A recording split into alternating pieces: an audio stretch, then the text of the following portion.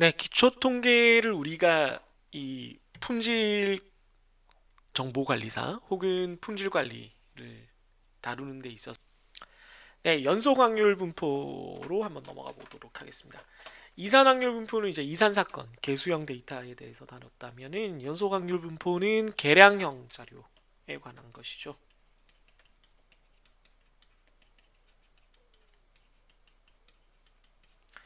계량형 자료고 이제 연속된 값을 다루기 때문에 앞에서 얘기했지만 이렇게 범위로서 확률값을 구하게 됩니다. 특정 x 값을 완벽하게 만족하는 딱 그 값이 되는 확률이라는 건 존재하지 않고 일정 범위, 그러니까 x보다 작다거나 x보다 크다거나 뭐 어디에서 어디까지라거나 이런 범위로 확률이 결정이 되고요. 그래서 그걸 누적 확률 함수라 그러고 얘를 한번 미분한 것을 얘가 적분되어 있는 형태라고 가정을 하면은 미분한 것을 f가 되니까 그걸 확률 밀도 함수라 그럽니다. 앞으로 그러니까 요 수식은 다 신경 쓰실 필요 없고 개념만 이해하시면 되는데 이렇게 얘기를 하는 이유는 확률 밀도 함수를 기준으로 우리가 얘기를 하기 때문에 그래요. 아니 값은 누적으로 요 범위로 한다면서 왜 확률 밀도 함수를 또 얘기를 하느냐 하면은 이 확률 밀도 함수로 그려진 그래프에서의 면적이 바로 요 누적 확률 우리가 구하는 확률 값이 되기 때문입니다. 조금 있다가 아래쪽에 이제 이미 그래프가 보이겠지만 그 그래프를 보시면 더 이해가 될 겁니다. 분위수라는 얘기를 앞에서 사분위수를 통해서 얘기를 했는데요. 어,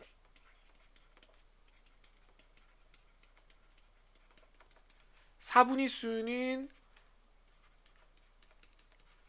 우리가 쿼터가 4분의 1이란 뜻으로 쓰이잖아요. 그래서 사분위수는 쿼타일입니다. 백분위수는 밑에 있네요.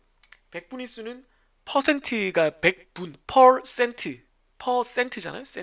센트가 100이라는 뜻이거든요. 그래서 100개마다라는 뜻이라서 퍼센트가 되는데 그래서 100분위수는 퍼센타일이 됩니다. 그래서 일반적으로 몇 분위수, 몇 조각으로 나눈 분위수냐를 퀀타일이라고 부릅니다. 퀀타일. 그래서 이미 사분위수에서 얘기를 했지만 분위수를 더 일반화해서 얘기를 하면은 해당 값 덩어리, 그러니까 해당 덩어리의 비율보다 그 큰 값이 바로 그 분위수입니다. 반대로 얘기하면 그 분위수보다 작은 것들이 그 정도 확률이다. 이렇게 되는 겁니다. 밑에 작은 글씨로 제가 이 예를 만들어 놨으니까 이걸 한번 보죠. 백분위수 기준으로 다섯 번째 백분위수, 5백분위수는 fifth percentile은 뭐냐면 그 숫자, 그 백분위수라고 불리는 그 숫자보다 작은 수의 비율 혹은 그것보다 작을 확률이 백분위수니까 100분의 5, 100분의 1이 5개 있는 즉 5%인 경우입니다. 네. 그러니까 우리가 만약에 정규 분포를 따진다 그러면 지금 오른쪽 그래프, 아래쪽 그래프처럼 생긴 게 정규 분포인데 이런 형태가 되겠죠. 그럼 만약에 이렇게 그어서 이 왼쪽이 20%다. 이렇게 된다 그러면 이게 라지 x의 분포라고 하면 이게 스몰 x보다 작은 게 20%라는 거잖아요. 네. 그러면 x가 뭐라고요? 이게 무슨 얘기냐? x가 20 백분위수가 된다는 겁니다. 이런 의미라는 거죠. 그걸 실제로는 우리가 어떻게 구하냐면 이런 형태로 구해요. 역함수로 구할 수가 있습니다. 나중에 쓰이기 때문에 알려드리는 거예요. 그래서 그러면 이 x는 반대로 어떻게 구하냐? 우리가 아까 이산확률 분포 실습을 할 때 보면은 어떤 값을 넣어서 그 확률을 구하는 거는 했는데 반대로 그러면 20%가 되게끔 하는 x는 얼마냐라는 거를 구할 때는 역함수를 써야 돼요. 네. 그 역함수도 엑셀에 다 있기 때문에 역함수를 써야 한다는 그 개념만 알아두시면 되겠습니다. 네. 그러니까 지금은 우리가 얘를 넣어서 얘를 구하는 거였는데, 그러니까 즉 이렇게 되는 거죠. 화살표로 따지면 순서가 x를 넣고 요 확률을 계산하는 거였는데 반대로 20, 100 분위수에 해당하는 걸 구해줘. 그럼 20%라는 건 알게 된 거잖아요. 그럼 역으로 이렇게 구해야 되는데 이때는 역함수를 사용한다. 이 개념을 말씀드리는 겁니다. 그래서 분위수와 역함수 이렇게 말씀을 드리는 거고요. 연속 확률 분포가 품질에서 어떻게 쓰이는지를 이제 우리가 구체적인 예를 통해서 한번 보면은 이해가 잘 되실 것 같아서 예제를 하나 만들어 놨습니다. 그림과 함께. 생산되는 제품의 평균이 뮤이고 모집단 평균을 보통 뮤라고 표현한다고 했죠. 표준 편차가 시그마일 때 제품의 규격 최소 한계 x, 그 x가 이제 여기라는 거죠. 그 규격의 최소 한계입니다. 그러니까 이것보다 아래쪽이면 불량이란 얘기죠. 규격 최소 한계 x를 만족하지 못하는 제품의 비율을 어떻게 구하느냐? 요 파란색, 요 파란색. 그러니까 규격보다 미달하는 제품이 얼마나 있을 거냐? 그 비율이 얼마냐? 혹은 불량률이 얼마냐를 어떻게 구하냐는 건데 네, 이렇게 된다는 거죠. 네, 그게 바로 이렇게 표현된다는 겁니다. 그게 그림으로 따지면 이렇게 되는 거고요. 그래서 위에서 이미 다 한 얘기지만 이게 우리가 품질 쪽에서 품질 관리 쪽에서 특히 다룰 때는 어떤 식으로 다뤄지는지를 이렇게 예로 한번 보여드린 겁니다. 그리고 요 손으로 그린 그래프와 이렇게 인쇄해 놓은 그래프 두 개의 정규 분포 그래프를 눈여겨 보시면 이제 이게 앞으로 많이 쓰일 거니까 좀 익숙해지시면 좋겠네요. 네, 그럼 연속 확률 분포에서 그 연속 확률 분포의 그 몇 가지 대표적인 케이스들을 살펴보도록 하겠습니다. 앞에서 이산확률 분포는 이제 3개를 봤는데 여기서는 4개 정도를 볼 거고요. 이 분포들에 대해서 구체적인 식 같은 거는 다루지 않을 거고 어떤 파라미터에 의해서 결정되는지 어떤 성질을 가지고 있는지 정도만 얘기를 하도록 하겠습니다. 네, 보시면 지금 정규 분포 같은 경우는 네, 정규 분포는 일반적으로 좌우 대칭이거든요. 네, 좌우 대칭입니다. 특징이.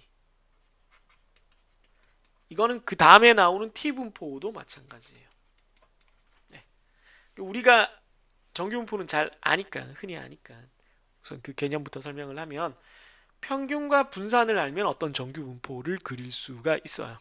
네, 평균과 분산을 알면 정규 분포를 그릴 수가 있는데 우리가 어떤 확률 변수의 성질상 얘가 평균이 뮤고 분산이 시그마일 때 뮤를 빼주면은 그러니까 우리 모두가 키가 예를 들어 170일 때 우리 집단의 키가 170일 때 다 10cm짜리 깔짱을 끼면은 평균이 180이 되는 거잖아요. 다 10cm씩 증가했으니까 마찬가지입니다. 평균이 뮤인 놈들이 있는데 거기서 일정한 숫자를 빼주면은 그만큼 평균이 줄어들겠죠. 그럼 아예 평균만큼 빼주겠다라고 생각을 해본다는 거죠. 네. 그럼 평균이 0이 되겠죠. 그죠? 네. 그 상태에서 표준 편차가 이 정도 있는데 그 표준 편차만큼 나눠져 버리면은 원래는 한 3 정도 왔다 갔다 하는 진동폭이 있는데 이걸 3으로 나누면 진동폭이 1이 되겠죠. 그죠?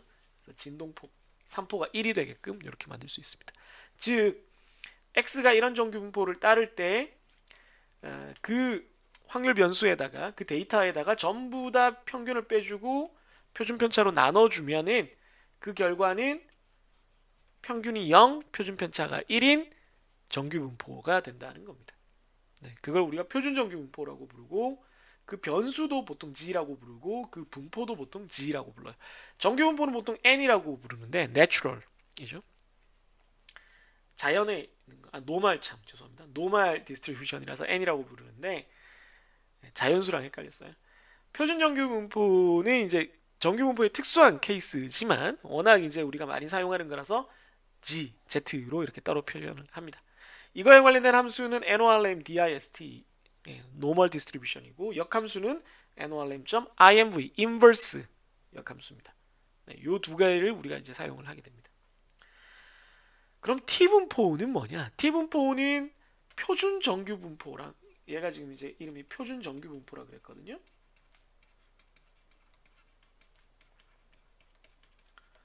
영어로는 스탠다드 노말이에요. 네. T 분포는 표준 정규 분포랑 비슷비슷해요. 바로 아래에 써놓은 것처럼 표준 정규 분포랑 비슷비슷해요. 그런데 얘는 뭐냐면 데이터의 개수가 적을 때 표준 정규 분포랑 조금 달라지는 그런 어떤 분포입니다. 그래서 이제 스튜던트 T 분포라고 부르는 게 이 분포를 만든 사람이 이름을 안 밝히려고 그냥 그렇게 발표를 해서 그래요. 그래서 DF 이거 디그리 오브 프리덤 자유도라고 부르는 파라미터인데요. 네. 표준 정규 분포는 요거 한 가지이기 때문에 뭐 정규 분포 중에 평균이 0, 표준편차가 1인 놈이긴 하지만 표준 정규 분포라는 말을 하는 순간 뭐 딱 하나로 고정이 되는 거거든요. 따로 파라미터가 없어요. 근데 T 분포는 df 혹은 누라고 표현해요. 이게 v가 아니고요. 누입니다. 누. 누. 이게 그리스어로 n이거든요. 그래서 자유도에 해당하는 그 파라미터를 보통 이렇게 표현을 하는데 이게 보통 데이터의 개수 빼기 1로 구합니다. 네. 보통이라고 하는 경우는 이제 두 집합이 막 겹쳐져 있고 막 이런 경우에 좀 복잡해서 그런 건데요. 아무튼 이 디그리 오브 프리덤에 따라서 표준 정규 분포랑 좀 비슷하기도 하고 좀 다르기도 합니다. 오른쪽에 그래프를 그려놨는데요. 잘 안 보이지만 이 까만색 선이 표준 정규 분포입니다. 그런 다음에 노란색 선이 이게 자유도가 5인 T 분포입니다. 그리고 주황색 선은 아마 자유도가 제가 아마 20을 했을 거예요. 자유도가 20인 T 분포입니다. 자유도가 되게 작을 때는 표준 정규 분포랑 조금 차이가 있죠. 가운데는 낮고 꼬리가 좀 뚱뚱한 그런 분포가 되는데 자유도가 되게 높아지면 자유도 값이 커지면은 표준 정규 분포와 거의 같아집니다. 그러니까 이 화살표에 해야 할 말은 df가 증가하면이 되겠죠. df가 자유도가 증가하면 표준 정규 분포와 거의 같아진다. 그런 성질을 갖고 있다라는 겁니다. 그러니까 얘네 둘은 그냥 거의 비슷한 애다라고 생각하시면 되겠고요. t 분포는 말 그대로 t 분포니까 t 디스트리뷰션, t의 인버스 이런 함수를 씁니다. 얘들은 다 기본적으로 모든 데이터에 쓸 수 있지만 특히나 평균에 관련된 어떤 작업을 할 때 이 분포들을 사용한다라고 이해를 해주시면 되겠고요. 카이 제곱 분포와 F 분포가 있습니다. 카이 제곱 분포와 F 분포가 있는데 카이 제곱 분포는 역시나 자유도에 의한 영향을 받고요. 네, 얘도 똑같습니다. 얘는 어떤 놈이 카이 제곱 분포를 따르냐면 이 형태를 봐서 알겠지만 모집단의 분산분의 샘플의 분산, 샘플의 정확히는 오차 제곱합인데 그렇게 외우면 힘드니까 이해하는 게 그냥 분산이 이 카이 제곱 분포를 대체로 따른다 이렇게 이해를 하셔도 큰 틀에서는 무방하겠습니다. 그러니까 분산에 대한 어떤 판단을 내릴 때 우리가 확률을 구할 때는 카이 제곱 분포를 사용한다라고 생각하시면 되겠고 이 그래프도 보시면 얘는 지금 df가 작은 놈이고요. 얘는 df가 큰 놈입니다. 네. 이렇게 df가 작은 거에서 큰 걸로 변할 때 이런 그 변화가 있다라는 거를 여러분들이 그 알아두시라고 이렇게 두 가지에 대해서 그림을 제가 그려놨습니다.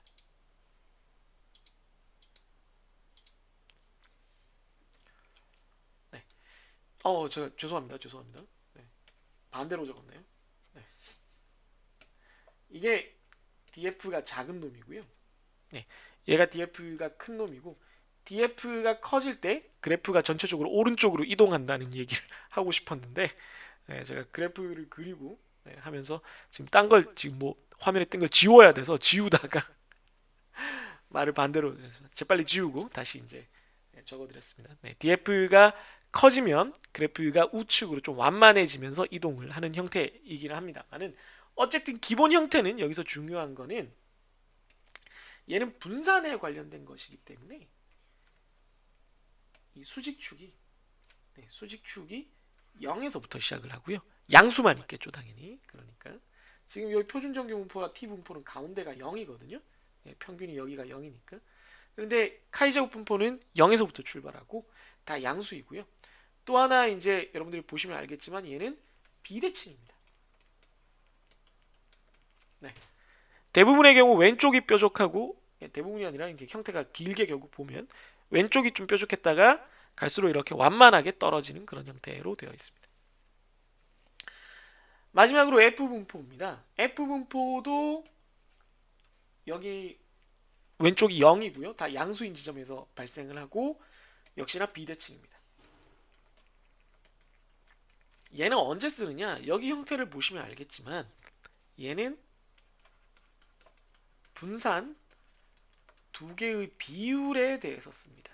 따라서 얘는 분산 비교할 때 사용하는 그런 분포라고 여러분들이 이해하시면 되겠습니다. 분산이 두 개가 있는데 얘네들이 뭐 같냐, 다르냐, 크냐 뭐 이런 걸 따질 때 사용하는 확률 분포라고 이해를 하시면 되겠고요. 그래서 데이터가 두 개가 있어야 돼요. 두 개의 분산이 존재를 하기 때문에 그래서 자유도가 두 번 나옵니다. 자유도가 두 개 있어요. 네, 각각 첫 번째 데이터의 크기와 두 번째 데이터의 크기에다가 1을 빼주면서 계산이 되고요. 함수명은 F분포라서 F 디스트리뷰션입니다. 카이 제곱을 제가 함수명을 설명을 안 했네요. 카이 스퀘어, 네, 카이가 요게 지금 여러분들 X처럼 보이는데 이렇게 생긴 그리스 문자거든요. 이것도 카이입니다. 카이. 그래서 발음이 영어로 쓸 때는 이렇게 돼요. CHI라서 카이 스퀘어 제곱 이렇게 됩니다.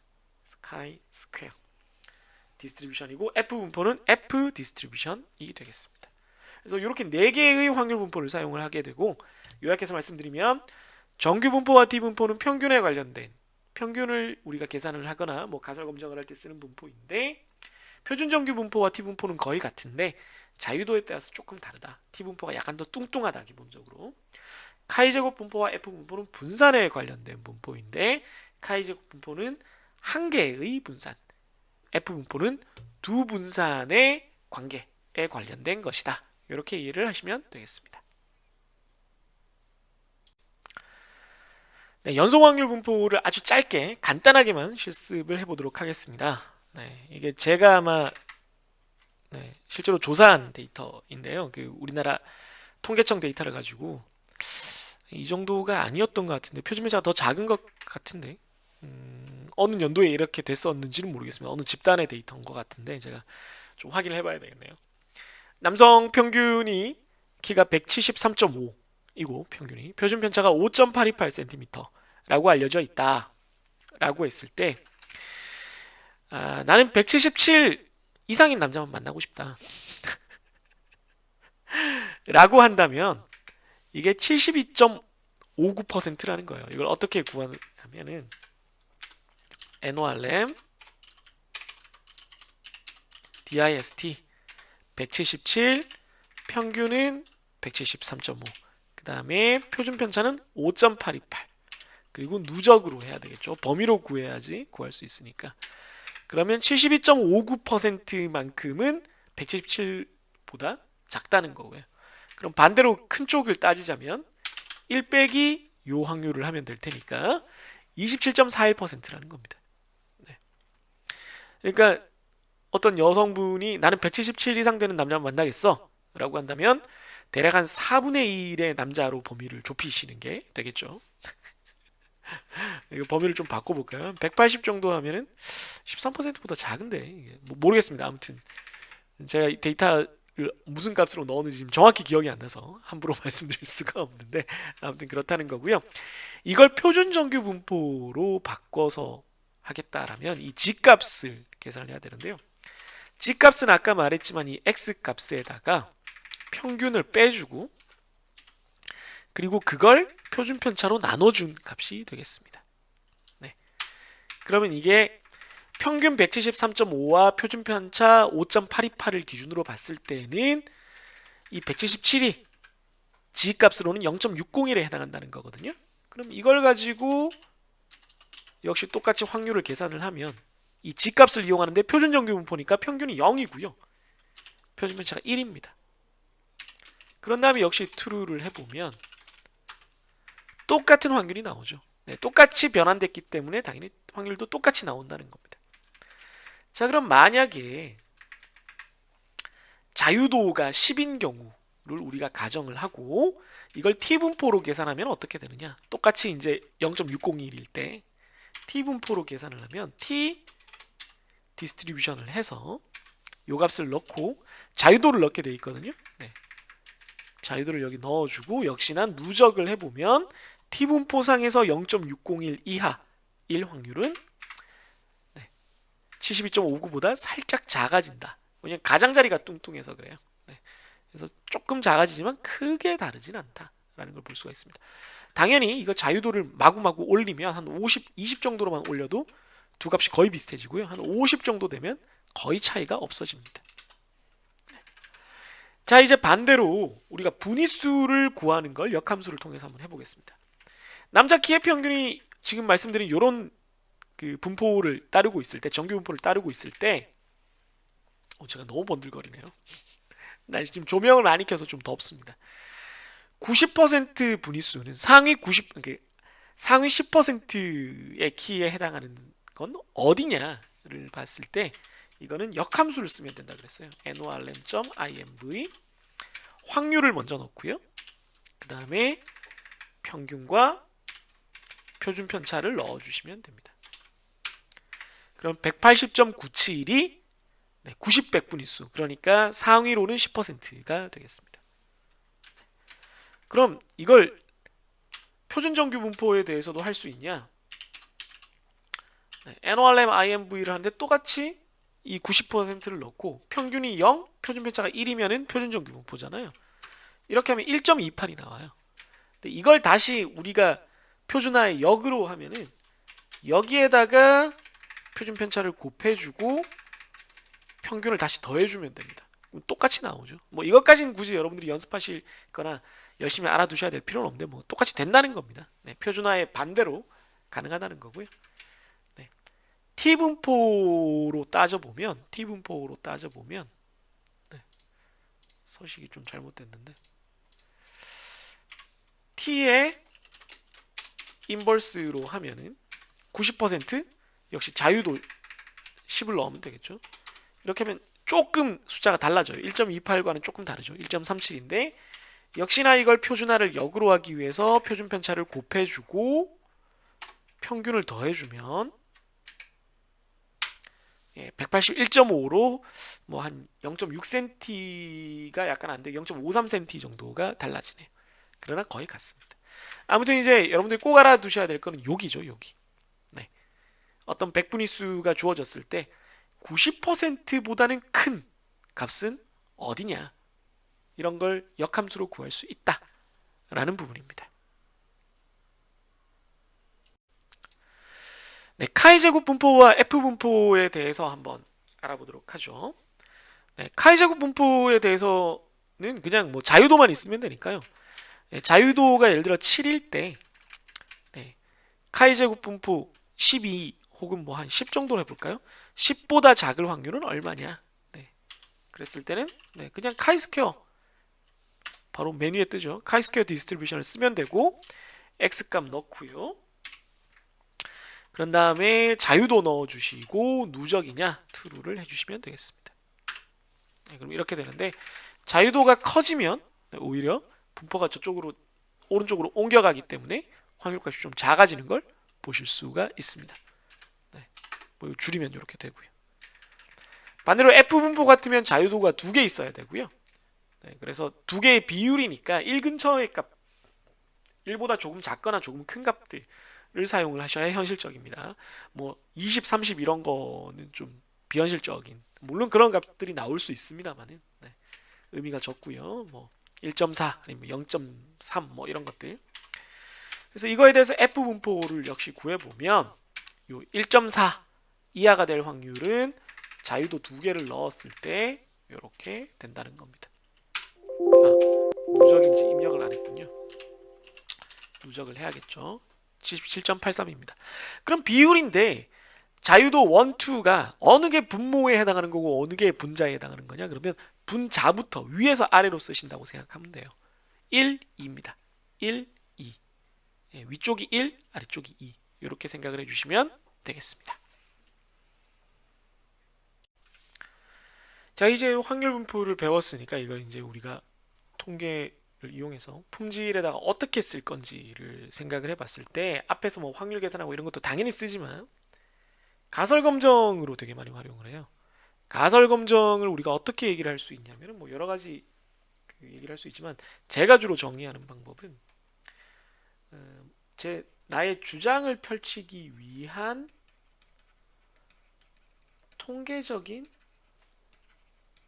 논증 구조라고 볼 수가 있습니다. 증자가 좀 안 예쁘게 쓰여졌는데, 네. 논증이라는 게 그 주장을 펼치는 논리적인 구조를 말하는 거거든요. 네, 그래서 통계적인이 좀 들어가요. 원래는 논증에서는 100% 그렇게 돼야 되는 거예요. 논리적으로 완벽하게 그렇게 돼야 되는 건데, 된다 아니다 명제처럼 그런 것만 있는 건데, 통계적이니까 이제 그럴 수도 있고 안 그럴 수도 있는 부분이 좀 있어요. 이게 무슨 얘기냐면 가설 검정의 이제 구조를 보시면 두 가지 우선 가설을 세워놔요. 두 가지 가설. 귀무 가설과 대립 가설. 보통 H0, H1 이렇게 씁니다. 그래서 H0라서 0가설 혹은 null hypothesis라고 부르는데 이거는 이제 현 상태나 혹은 반박하고 싶은 사실이고 대립 가설 쪽이 실험 가설 혹은 연구 가설이라고 불리는데 내가 주장하고자 하는 쪽입니다. 여기가.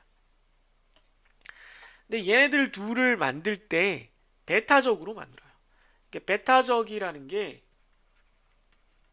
동전 생각하시면 돼요. 이 두 가지가 동시에는 절대 일어날 수 없습니다. 이쪽 아니면 저쪽이에요. 앞면이 나온다는 건 뒷면이 안 나왔다는 거고 뒷면이 나왔다는 건 앞면이 안 나왔다는 겁니다. 두 개가 동시에 일어날 수는 없어요. 그리고 가운데도 없어요. 뭐 가운데 섰다 뭐 이런 거 없습니다. 그렇기 때문에 어느 것을 귀무가설로 하냐 하면은 내가 지금 주장하고 싶은 어떤 발견된 사실로부터 이런 주장을 하고 싶은데 이 사실과 반대되는 거를 보통은 귀무가설로 잡아요. 그리고는 내가 주장하고 싶은 걸 대립가설로 잡습니다. 단측 검정, 양측 검정 얘기는 잠시만 놔두고요. 그래서 검정 방법이 어떻게 구성이 되느냐 하면 어떻게 진행이 되느냐 하면 전체적인 구조가 이 논증 구조가 반증, 귀류법에 근거를 하고 있습니다. 영어로는 이제 contradiction, 모순법, 모순 증명법이라고 불리는 논증 구조랑 같은데 그 귀무가설 내가 싫어하는 쪽 H0가 우선 맞다고 쳐요. 네. 좋아, 네 말이 맞다 쳐. 네 말이 맞다고 치는데 H0가 맞다라고 일단 그렇게 인정을 하고 들어가자. 그런데 지금 데이터가 이렇게 돼 있잖아. 자료가 이렇게 돼 있잖아. 네 말이 맞는데 이런 자료가 나타날 가능성이 얼마나 되겠냐? 그 확률이 너무 낮잖아. 그러니까 네 말이 틀린 거야. 이런 식입니다. 원래 모순 증명법은 네 말이 맞다 쳐. 그럼 이건 불가능하잖아. 그래서 네 말이 모순이야. 뭐 이렇게 하는 건데 통계적으로 완벽히 참이 될 수 없어. 100% 거짓이야. 이렇게까지는 못하고 네 말이 맞을 때 이 주어진 데이터가 발생할 확률이 너무 낮으니까 네 말이 대체적으로 틀렸다. 이렇게 주장을 하는 겁니다. 그래서 대립가설이 참이다. 이런 식으로 주장을 해나가는 방식이거든요. 그러면 얼마나 낮아야 되느냐를 우리가 이제 봐야 되니까 p-value라는 걸 구하고 유의 수준이랑 비교를 하게 돼요. p-value는 뭐냐면은 용어 개념만 이제 알아두자는 겁니다. 우리가 굳이 뭐 이걸 막 복잡하게 실습하고 뭐 이런 것까지는 뭐 하지 않아도 괜찮을 것 같고 뒤에 나오는 단원들에서 이 개념들이 사용되기 때문에 좀 우리가 지켜보자는 거죠. 귀무가설이 맞다라고 할 때 주어진 데이터, 표본 혹은 관측치 뭐가 됐든 내 앞에 있는 자료가 실제로 지금 실제하는 거잖아요. 이게 실제할 확률이 어떻게 되냐 이겁니다. 그러니까 더 간단하게 표현이 되는지 모르겠지만 이런 겁니다. 이 둘은 이제 불구대천의 원소예요. 둘 중에 하나만 가능한데 아무리 생각해도 지금 나한테 주어진 데이터는 H1 쪽에 가까운 것 같아. 가까운 것 같아. 그런데 H1이야 이렇게 주장을 하기가 조금 약한 거예요. 약간 기울었다고 H1이냐? H0 쪽도 살짝 걸쳐져 있잖아. 이렇게 얘기를 하면 우리가 뭘 하냐면 H0가 맞다라고 할 때 이 자료, 이 데이터가 나타날 확률을 구하자는 겁니다. 그게 p-value예요. 그래서 예를 들어서 이 데이터가 귀무가설이 맞다라고 할 때 이게 발생할 확률이 3%다. 계산을 했더니 앞에 우리가 배운 확률 분포로 계산을 했더니 3%다. 그럼 되게 작잖아요. 야, 3%면 안 되는 거 아니야? 그래도 3%면 일어날 수 있지 않나? 뭔가 기준이 있어야 될 것 같아요. 그걸 유의 수준이라고 합니다. 그 유의 수준을 보통 뭐 5%좀 널널할 때는 10%로 잡기도 하는데 주로 5%로 잡아요. 이번 학기에는 뭐 별다른 일 없으면 우리가 거의 5% 10%를 왔다 갔다 할 텐데 5%가 대부분입니다. 그러면 이 5%가 무슨 의미냐면 우리가 5%보다 작은 어떤 확률의 사건이 발생을 한다는 건 우연이 아니라 오류라고 본다는 거고 5%보다 높은 확률로 판단이 됐다는 건 뭐 한 10%뭐 이런 11%짜리가 발생이 됐다. 그럼 뭐 그럴 수 있다는 거죠. 그냥 우연히 뭐 그런 일이 생겼다는 거죠.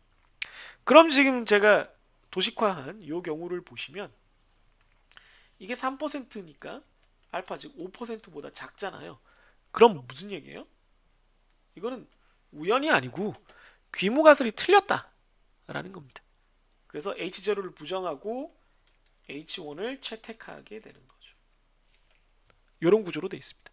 근데 만약에 이 노란색 데이터에 대해서 H0를 가지고 확률을 계산을 했는데 3%가 아니고 뭐 한 8%다.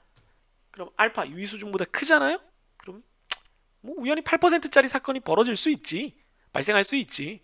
귀무가설이 틀렸다고 하긴 좀 그런데 귀무가설이 뭐 엄청 잘 들어맞는 건 아닌 것 같은데 8%짜리니까 그래도 그거 가지고 귀무가설이 틀렸다라고 주장하기는 좀 약하지 않아? 뭐 이렇게 되는 겁니다.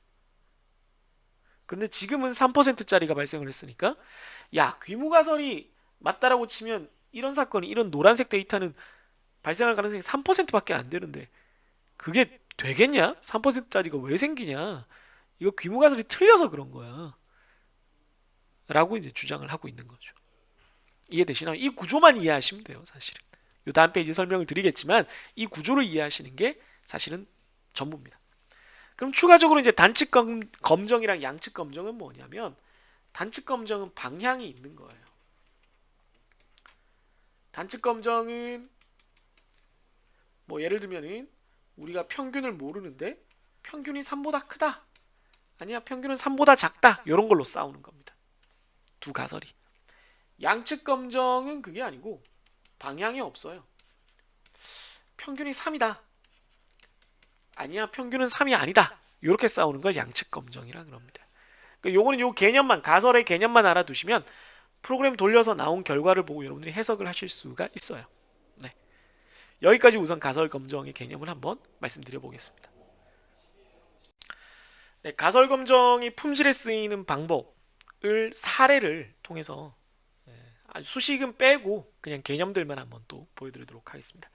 가설을 이렇게 한번 세워볼게요. 우리가 어떤 제품을 생산을 하고 있는데 전체 로트를 우리가 다 다룰 수는 없고 앞에서도 얘기를 했지만 그 로트에 대해서 판정을 내려야 하긴 한데 이제 샘플을 가지고 판정을 내릴 겁니다. 근데 이제 귀무 가설이 제가 이제 그 제품 그 자재 구입 담당자예요. 근데 우리한테 제품을 그 자재를 납품하는 쪽에서 우리 제품 다 원하시는 대로 10g 이상 평균 무게가 개당 10g 넘게 만들어 왔습니다. 라고 납품처에서 우리 납품하는 기업에서 얘기를 한 거예요. 근데 내가 담당자인데 이게 좀 이상해. 왜냐하면은 일단 보통 이런 근거가 있어야지 우리가 그 가설을 세우거든요. 평균을 봤더니 샘플을 몇 개 뽑아서 평균을 봤어요. 봤더니 10g이 안 돼. 8.5g이야. 그래서 나는 이렇게 주장을 하고 싶은 거야. 야, 10g 안 되는데 너네? 야, 10g 안 돼. 이거 너네 로트가 다 빠꾸야. 너네 이만큼 가져왔는데 이만큼 가져왔는데 지금 이게 다 10g이 넘느냐를 지금 주장을 하고 있잖아요. 근데 내가 그 중에 요만큼 떼서 봤는데 이게 8.5g인 거야. 야, 이거 이상하지 않냐 이거죠. 이 전체는 내가 다 재보지는 못하지만 너무 많으니까 이 샘플로 판단을 할 때 너네 이거 빠꾸 아니냐. 그럼 저쪽에서 그러죠. 과장님 왜 그러십니까? 그 샘플을 그렇게 뽑다 보니까 좀 가벼운 게 뽑혔네요. 손이 작으셔가지고 너무 가벼운 것만 찝으셨네. 뭐 이렇게 이제 우기는 거죠. 그러면 어떻게 한다고? 이제 가설을 이렇게 두 개를 세워서 우리가 가설을 검증하는 거죠. 확률을 계산을 해보는 거예요. 그 확률 계산은 뭐 실제로는 통계 패키지가 하거나 엑셀이나 스프레드시트 함수가 해주기 때문에 아까 그 통계량 도구 이런 것들이 해주기 때문에 우리가 직접 계산할 필요는 없으니까 계산을 했다고 칩시다. 그래서 연속 확률 분포 여기 우측에 있는 그래프처럼 네, 계산을 했다고 쳐요. 그때 계산을 할 때 어떻게 하냐면 p-밸류를 구해야 되는데 지금 우리가 구한 관측치 8.5g이 여기 있어요. 그런데 우리가 지금 따지는 기준은 원래 10g이란 말이에요. 이 10g이 넘는다니까 10g보다 큰 쪽은 10g 포함해서 전부 다 귀무가설에 유리한 쪽입니다. 그러니까 10g 기준으로 더 무거운 데이터가 발생을 한다는 건 귀무가설이 유리한 거죠. 10g 넘는다라는 우리 납품하는 기업의 그 입장을 대변해 주는 거죠. 내가 주장하고 싶은 건 10g이 안 된다거든요. 네. 내가 주장하는 건 다 10g이 안 된다요. 이게 대립가설 쪽입니다.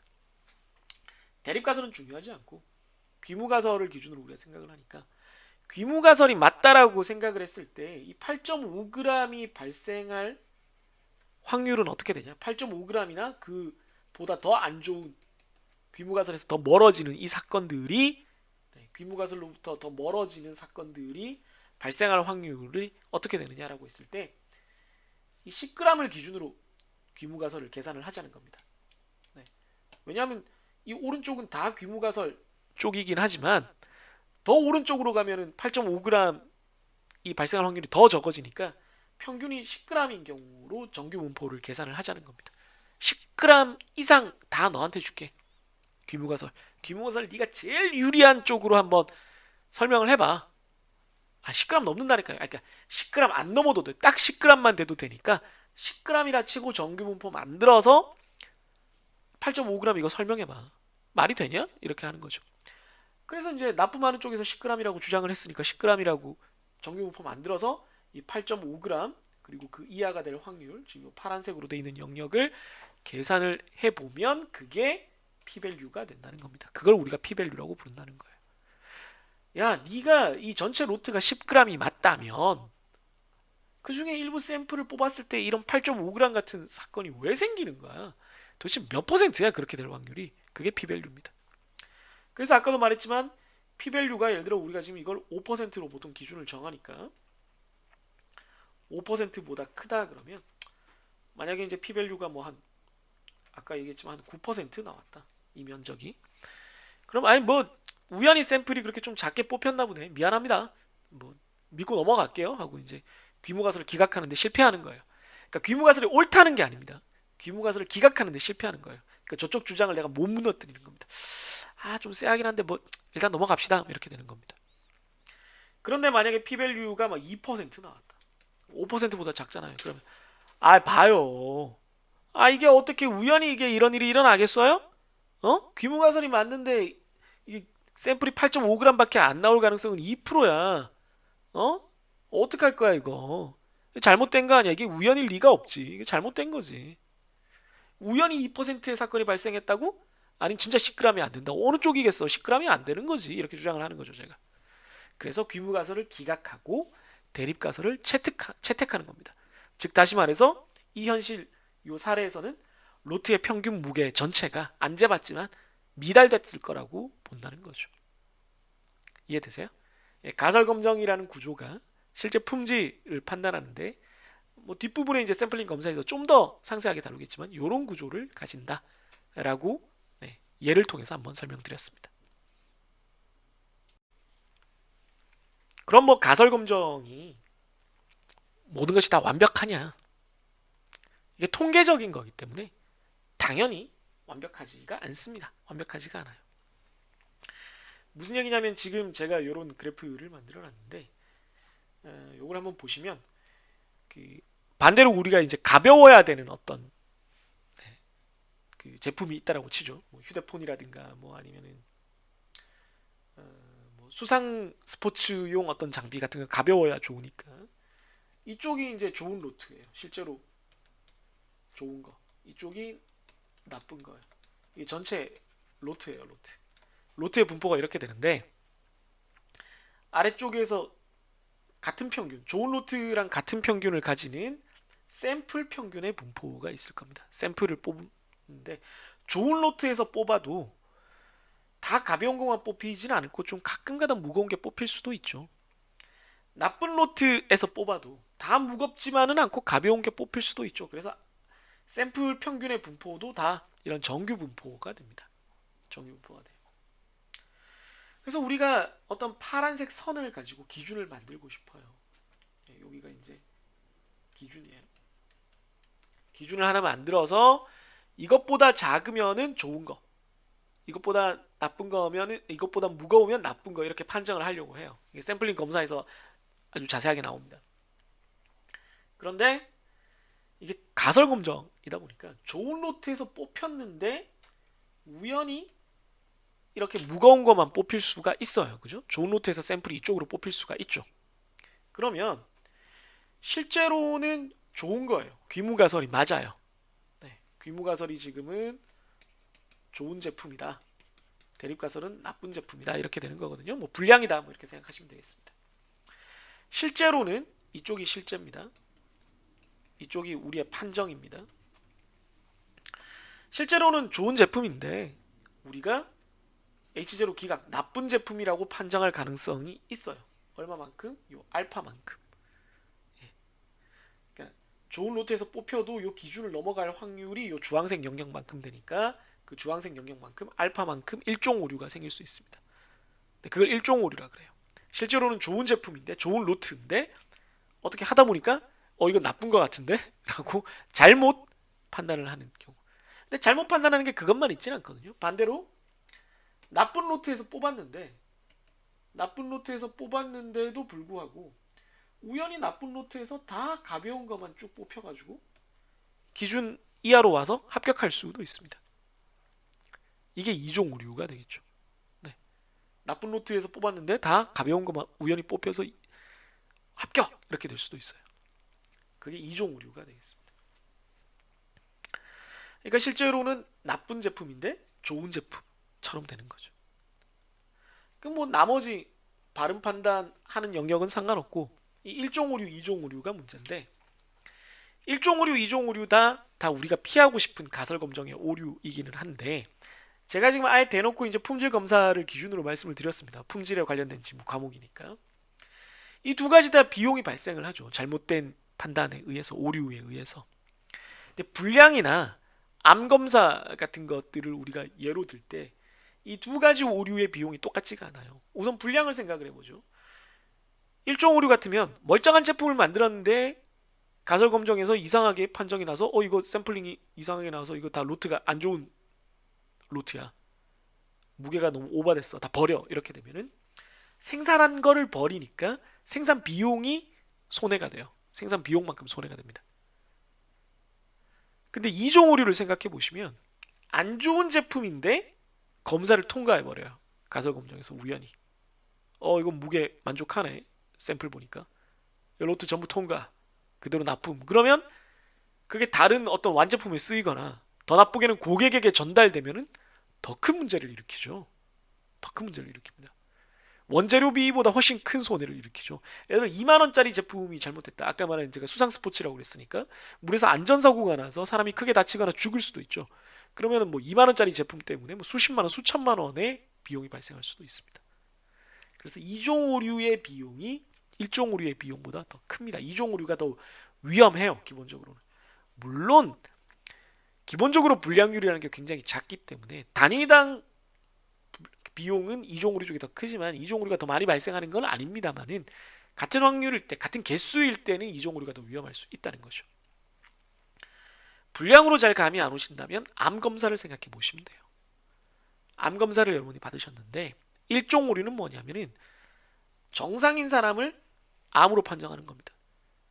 그러면 이제 막 수술 준비하고 막 난리 나는 거죠. 뭐 최악의 경우는 뭐 항암제 먹거나 수술하려고 배를 쬐는데 암이 없네 뭐 이렇게 되는 겁니다. 물론 고통스럽고 물론 비용이 들어갔고 물론 시간도 낭비했고 그렇습니다만 사람이 살아있죠. 반대로 이종 오류를 생각해 보시면 암에 걸렸는데 암이 아니다 라고 판정을 한 겁니다. 너 건강해. 그러면 암이라는 걸 모른 채로 그 사람은 병을 악화시켜서 결국은 사망에 이르게 되겠죠. 이쪽이 훨씬 더 위험하죠. 그래서 이제 뭐 이건 나중에 이제 그런 쪽을 여러분들이 따로 뭐 더 살펴보시면 아시겠지만 그런 경우에는 이제 이종 오류를 막기 위해서 암 검사나 이런 병원 그 병 진단 같은 경우 굉장히 민감하게 구성이 되어 있기도 합니다. 기준을 좀 어, 이종 오류를 줄이는 쪽으로 많이 만드는 거죠. 기준을 이쪽으로 막 옮기는 거죠. 왜냐하면은 다른 조건이 다 똑같을 때는 기준을 바꾸면은 1종 오류와 2종 오류가 한쪽은 늘어나고 한쪽은 줄어드는 반비례 관계가 되거든요. 아무튼 요는 가설 검정이라는 것은 앞에서도 말씀드렸습니다만은 통계적으로 어떤 주장을 펼치는 것이기 때문에 여기서 이 주장이라 함은 전체 루트에 대한 판단이 되겠죠. 판단을 하는 것이기 때문에 말 그대로 통계라서 100% 항상 옳은 그런 방식은 아니다. 오류가 발생을 하는데 그게 1종 오류와 2종 오류가 있다. 품질 검사, 품질에 관련된 걸 기준으로 생각을 했을 때는 1종 오류보다는 2종 오류가 더 큰 비용을 발생시킬 수가 있는 것이다. 그래서 그 의미를 잘 알아두시면 좋겠습니다.